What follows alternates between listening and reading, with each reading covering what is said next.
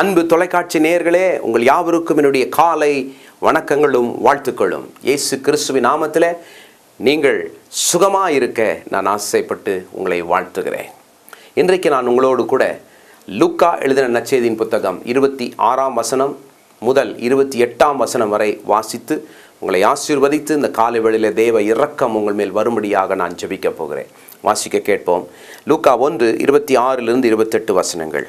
6ஆம் மாதத்திலே காபிரியேல் என்னும் தூதன் கலிலேயாவில் உள்ள நாசரேத் என்னும் ஊரில் தாவீதின் வம்சத்தானாகிய யோசேப்பு என்கிற நாமமுள்ள புருஷனுக்கு நியமிக்கப்பட்டிருந்த ஒரு கன்னிகையின் இடத்திற்கு தேவனால் அனுப்பப்பட்டான்.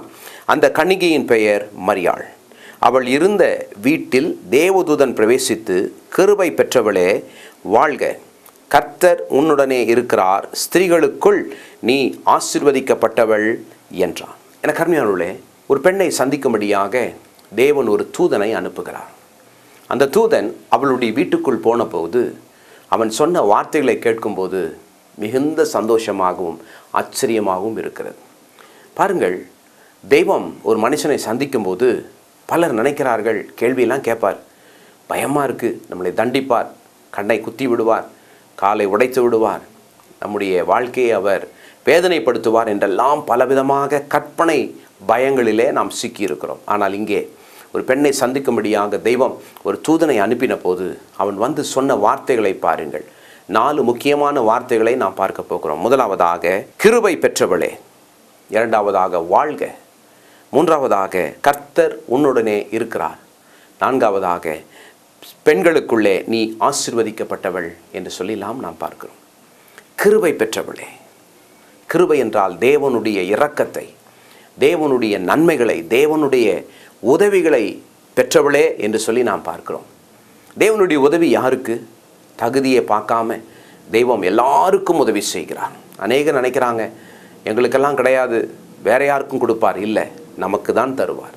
ஆகவே இந்த காலை வேளையிலே இதை கேட்டுக்கொண்டிருக்கிற உண்மையில் தேவனுடைய கிருபை, தேவனுடைய உதவி தகுதி பார்க்காம இறங்கி வருகிற தேவனுடைய ஆசீர்வாதம் உங்கள் மேல் இறங்கி வருவதாக. அப்போது உங்கள் படிப்பிலே உயர்வீர்கள், வேலையிலே உயர்வீர்கள், தொழிலிலே உயர்வீர்கள், உங்கள் வீட்டின் வேலைகளிலே நீங்கள் உயர்வீர்கள். எதை செய்தாலும் அது ஆசீர்வாதமாக இருக்கும். தேவனுடைய கிருபை இந்த காலை வேளையில் உங்கள் மேல் இறங்குவதாக. கிறிஸ்மஸை கொண்டாட போகிற இந்த மாதத்தில் முதலாவது தெய்வம் உங்களுக்கு கிருபை தருவாராக. இரண்டாவதாக அந்த தேவதூதன் வாழ்த்தினான், வாழ்க என்று சொல்லி. வாழ்க. தலைவர்கள் வரும்போது தொண்டர்கள் கத்துவார்கள், வாழ்க என்று சொல்லி. இன்றைக்கு நமக்கு யார் வாழ்க என்று சொல்கிறார்? தேவன் நம்மை பார்த்து சொல்கிறார், வாழ்க. இதிலிருந்து நமக்கு என்ன தெரிகிறது? நாம் வாழ்ந்திருக்க அவர் ஆசைப்படுகிறார். நாம் வாழ்ந்திருக்கணும்னு சொல்லி ஆசைப்படுகிறார். ஆகவே இன்றைக்கு நீ வாழ்ந்திருப்பாயாக என்று நான் உங்களை வாழ்த்துகிறேன். அடுத்ததாக சொல்லப்படுகிறது, கர்த்தர் உங்களுடனே இருக்கிறார். God is with you. உங்களோடு கூட இருக்கிறார். எதற்கு? உங்கள் தேவைகளை சந்தித்து, உங்களுடைய போராட்டங்களிலே உங்களுக்கு துணை நின்று, உங்களுக்கு தைரியப்படுத்தி, உங்களை பாதுகாத்து உயர்த்த தேவன் உங்களோடு கூட இருக்கிறார். இன்றைக்கு காலையிலே அப்படி நான் உங்களை ஆசீர்வதிக்கிறேன். அடுத்ததாக பெண்களுக்குள்ளே நீ ஆசீர்வதிக்கப்பட்டவள் என்று சொல்லப்பட்டிருக்கிறார். எனக்கு அருமையானவர்களே, தெய்வம் ஒரு மனுஷனை ஆசீர்வதிக்கும் போது உண்மையாகவே அவன் ஆசீர்வதிக்கப்பட்டவனாக இருக்கிறான்.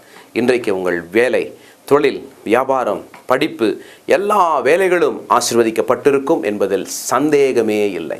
இன்றைக்கு கர்த்தருடைய தூதனாக நான் நின்று உங்களை ஆசீர்வதிக்கிறேன். அன்றைக்கு மரியாளை ஆசீர்வதிக்க கபிரியேல் தூதன் வந்தது போல இன்றைக்கு உங்களையும், உங்கள் குடும்பத்தையும், உங்களுடைய இனஜன பந்துக்களையும், நண்பர்களையும், உங்கள் தேசத்தையும் ஆசீர்வதிக்க இந்த தொலைக்காட்சியின் மூலமாக உங்களை நான் சந்தித்து உங்களை ஆசீர்வதிக்கிறேன். நான் உங்களை பார்த்து சொல்கிறேன், கர்த்தருடைய கிருபை உங்களோடு கூட இருப்பதாக. நீங்கள் வாழ்ந்திருப்பீர்களாக. கர்த்தர் உங்களோடு கூட இருப்பாராக. நீங்கள் ஜனங்களுக்குள்ளே ஆசீர்வதிக்கப்பட்டவர்களாக இருப்பீர்கள். நீங்கள் ஆசீர்வதிக்கப்படுவதன் மூலமாக அநேகருக்கு நீங்கள் ஆசீர்வாதமாக இருப்பீர்கள். மாணவர்களே, உங்கள் பள்ளிக்கு நீங்கள் ஆசீர்வாதமாக இருப்பீர்கள். வேலை செய்கிறவர்களே, நீங்கள் வேலை செய்கிற ஆஃபீஸுக்கு, கம்பெனிக்கு நீங்கள் ஆசீர்வாதமாக இருப்பீர்கள். வியாபாரம் பண்ணுகிறவர்களே, நீங்கள் உங்கள் பகுதிக்கு ஆசீர்வாதமாக இருப்பீர்கள். நீங்கள் குடியிருக்கிற பகுதிக்கும், நீங்கள் வாழ்கிற தேசத்திலும் நீங்கள் ஆசீர்வாதமாக இருப்பீர்கள் என்று இந்த காலவெளியிலே உங்களை நான் வாழ்த்துகிறேன். ஜெபிப்போமா? இந்த வாழ்த்துதல் உங்கள் மேலும், உங்களை சுற்றி இருக்கிற யாவர் மேலும் வந்து இறங்கும்படியாக, பலிக்கும்படியாக உங்களுக்காக நான் ஜெபிக்கிறேன்.